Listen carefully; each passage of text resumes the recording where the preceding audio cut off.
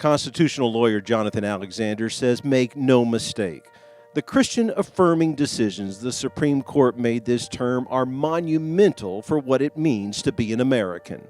We're 5 for 5 in terms of incredible decisions that are life-affirming, they are constitutional defending, and they're really world-changing. The impact that our Constitution has impacts, of course, the Americans and their rights, but also sends a signal to the rest of the world that this is exactly the people that we are. I often believe that the Americans have an ownership of the Constitution. It's so unique to us. Other countries have tried to mirror it, but none have come close to the ownership that the American people have over our Constitution.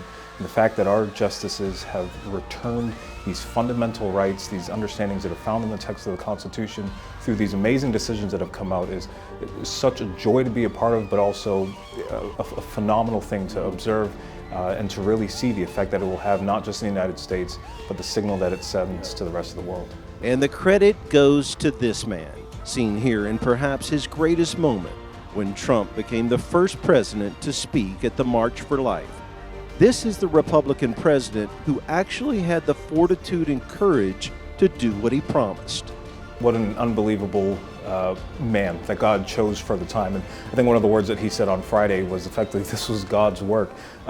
Many politicians have had words against Roe v. Wade. Many presidents have had opportunities to place constitutional justices.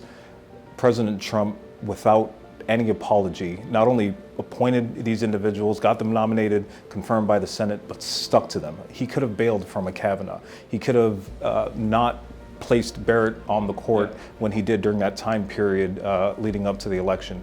But he promised that he would place 2 or 3 justices on the court that would ultimately rule according to the Constitution, and he followed that promise. One of the more critical times in American history on the presidential debate stage, you'll remember when then candidate Trump and candidate Hillary Clinton are debating abortion. And while Hillary Clinton is paying lip service to what she feels is the only way a woman can achieve her fullness is by having an abortion, President Trump focused on the child and said, we can't be a country that is tearing babies limb from limb. And you better believe I'll place justices on the court that recognize that that right is never found in the Constitution and that they will do the right thing and ultimately overturn it.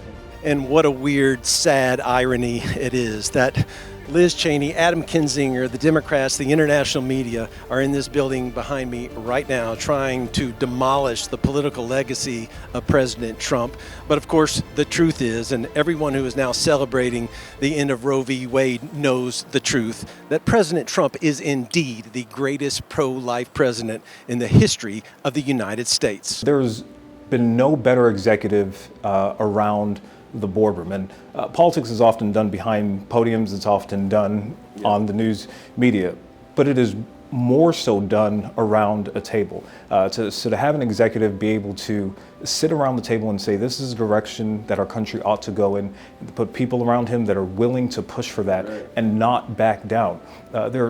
This issue and many other issues this President Trump has had to deal with and had to face, but he stuck to his guns and he was not at all ashamed or hiding how he felt about certain issues.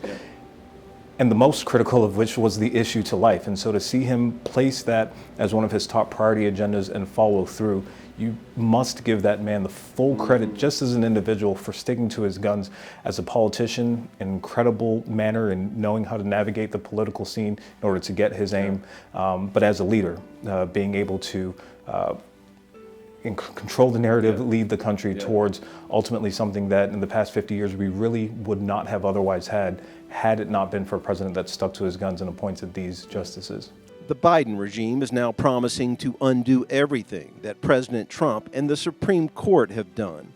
Alexandre says their desperate plans are unconstitutional. Whatever they attempt to do will have no basis in the Constitution. Anything that they'll come up with will be fabricated rights. It'll be as baseless as the right to privacy, as baseless as the right to contraception, as baseless to the right to abortion. Nothing that they will do can ultimately stand the test of time, whether it's executive orders, whether it's more funding that the president is calling for through his HHS secretary, whether it's more funding or providing travel grants for individuals to cross state lines to obtain abortions. Whatever it is, it has no bearing or merit in the Constitution. There can be challenges to these unconstitutional orders that come out. We do have to pay attention to the Senate. The Senate is in a precarious position. We're two votes away from overcoming the filibuster. That would allow a 51-vote majority to potentially codify something similar to Roe v. Wade. And you have Senators Collins, Murkowski, Sinema, and Manchin who have all signaled towards that. And so with these very precarious margins in the Senate, I think that's where the greatest threat is, at least coming from a federal level. And that is why Christians must continue to fight against the forces of evil. I think specifically of the flag case, right? So it came out of Boston. It's a case that Liberty Counsel brought forward. Effectively, Camp Constitution wasn't allowed to fly the Christian flag in the cradle of liberty, which was Boston. That message from the court said, no, Christian, you do have a proper place in society. You've essentially built this country. This country is built on your foundations. It's funny that if you walk through Boston, most of the statutes have Bible verses on them. Most of the statutes there are Bible verses. So even the rocks really cry out the message of the gospel. How much more do us as Americans who believe a certain way, living and breathing, have the opportunity to echo that same message, to cry out the message of the gospel as often as we can? It's a winning issue. It's a world that needs to see our light. We're a city on the hill, as Scripture clearly says, and anytime the opportunity is afforded to us to share that message, we should speak that message. It's incredible that the court understands that. It's fundamental that the founders of this Constitution, the founders of our country, knew that there would be a time where it would be challenged, knew that there would be a time where our views may have been forced to be in the recesses of our home, but they placed such strong amendments, such strong language in the Constitution that said, no, an individual has a free exercise and a free right of expression. Now that we have that right, we have a counterpart duty to not be afraid and share that message that this world needs to hear the most.